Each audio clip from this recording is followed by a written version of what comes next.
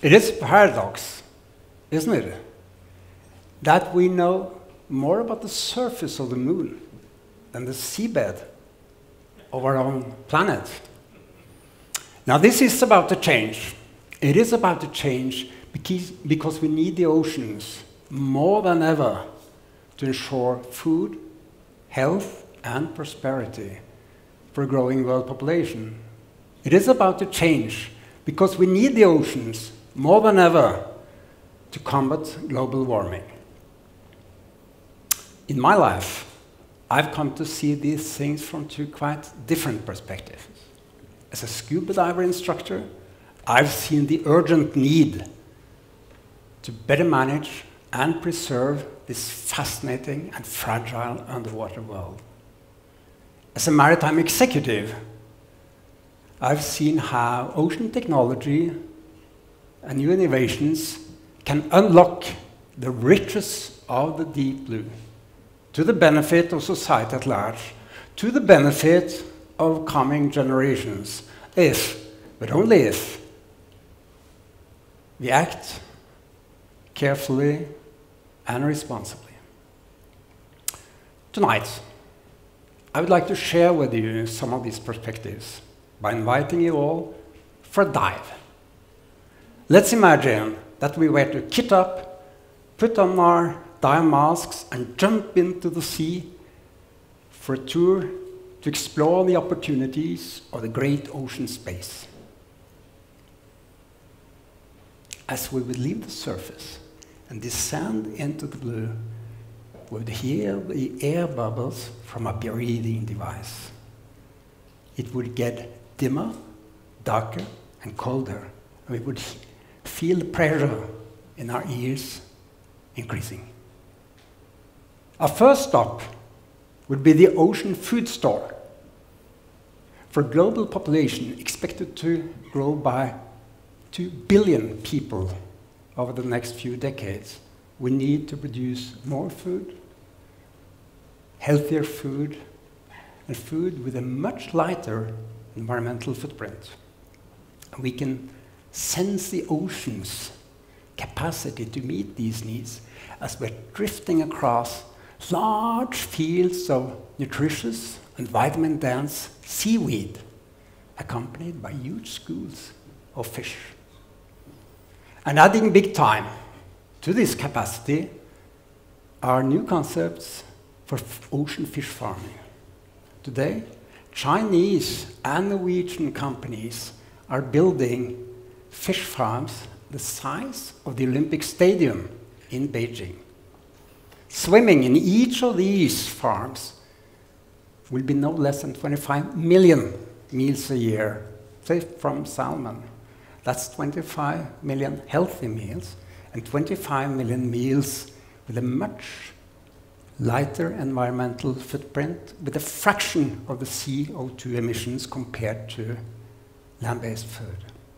And these ocean farms, they will be anchored far from the coast, they will be submerged in the ocean, they will not claim precious land, nor will they be affected by the heavy rain, the flooding, the heat waves, and the drought, which is increasingly threatening crops and livestock on land.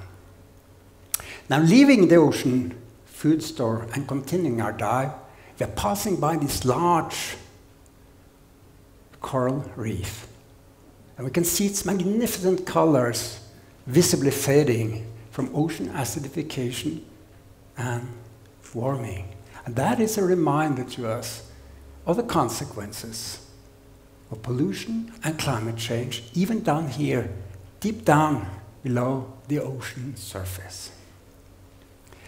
Our next stop would be what I think is one of the most fascinating places down here, and that is the ocean pharmacy.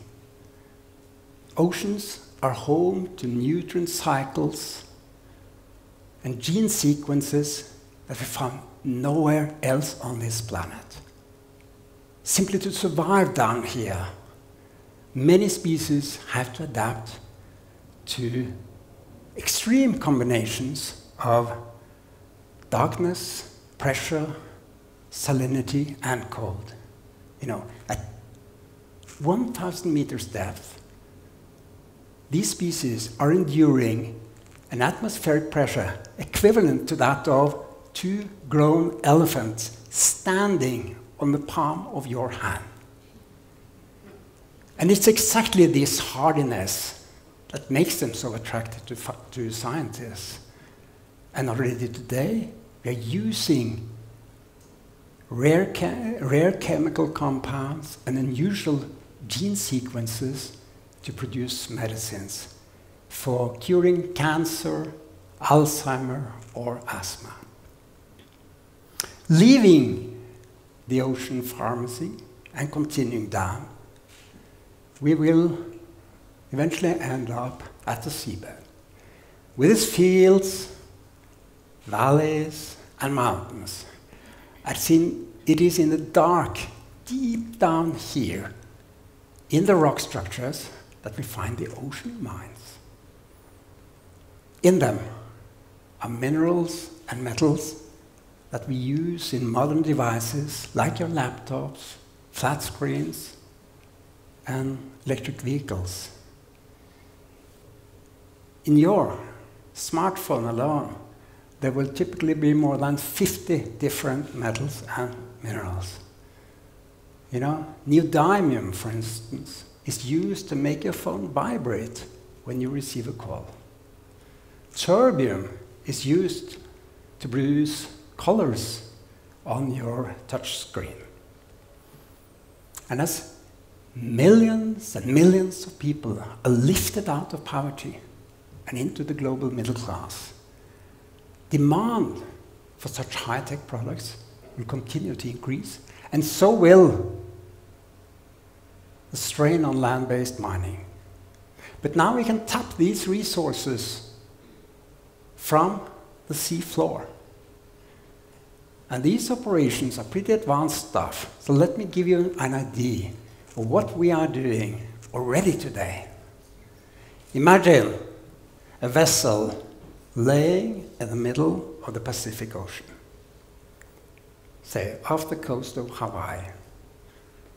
It has no anchoring or fixing to the seabed. With strong winds gusting and high waves breaking, is kept firmly in position by advanced navigation and propeller systems. Now, imagine this vessel lowering a thin, slim drilling string deep down through the water until it hits the seabed. From there, it continues through complex geological structures to make a sharp turn and advance several miles horizontally to find a small pocket in the ground. And from this pocket, it can extract platinum or palladium. Now, this technology is so advanced that NASA, the US Space Agency, recently ventured into cooperation with subsea companies on how to drill on the planet Mars. So, outer space meets ocean space. And that is quite fascinating, isn't it? But more important is that, done in a responsible and proper way, these kind of activities from seabed mining can be performed with less societal and environmental costs than if they were to be further expanded on shore. Now, leaving the ocean mines and drifting further across the seafloor, we will soon arrive at our final destination down here in the deep blue. And that would be the ocean power plant. Now, under the seabed are vast deposits of oil and gas. But fossil fuels are harmful to the environment, and they will be gradually phased out over time. So much more important for the future, and much more important for society, will be the capacity of the oceans to serve as a global battery.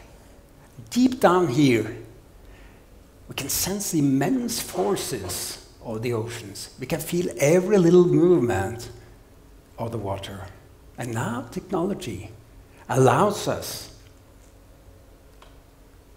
to convert this energy from currents, tidal water, from waves and surface winds, and transform them into emission-free, renewable energy to serve the needs and demands of a growing world population.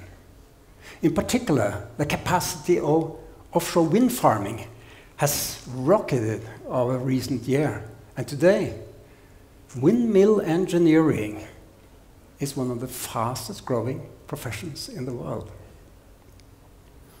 Now, by now, we would have spent so much time underwater that we would probably be running low on air. So it's time to start our ascent. Now, as we are following the air bubbles' playful moves upwards, we can feel it getting brighter. It's getting warmer.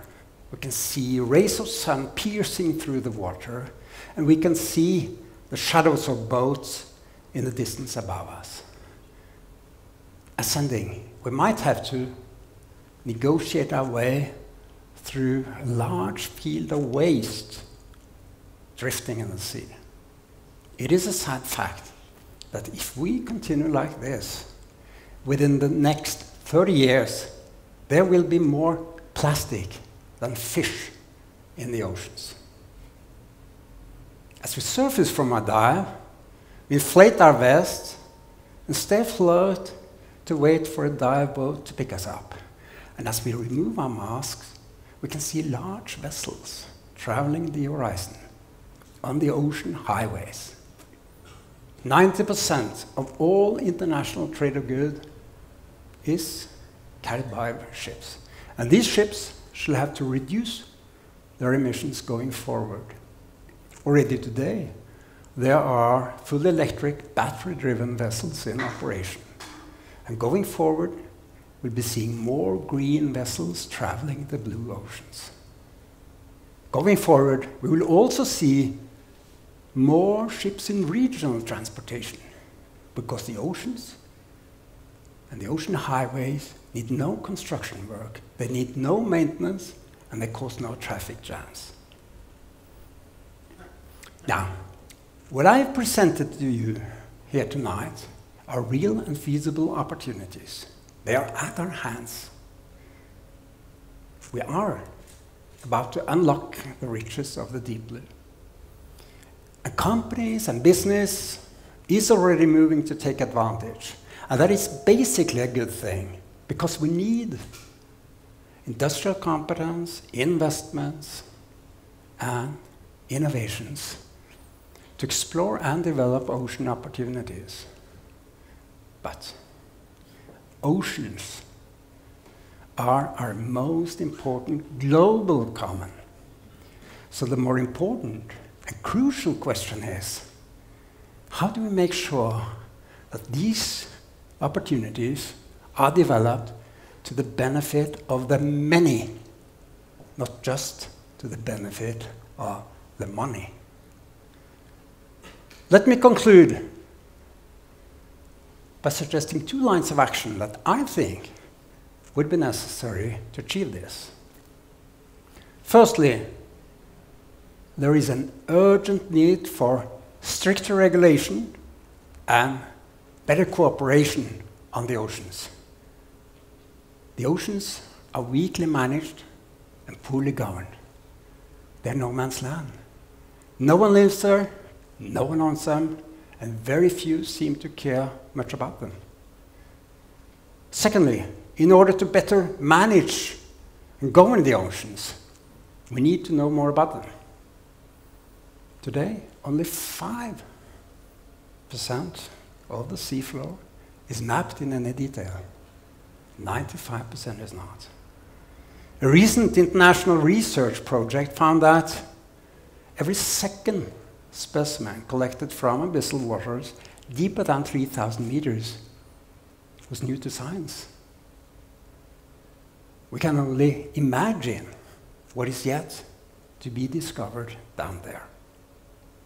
So, the next time you're going to the beach, the next time you're enjoying a beautiful moon mirroring on the ocean surface, you may wish to give a thought to the paradox that we still know more about the surface of the moon than the seabed of our own planet. Thank you.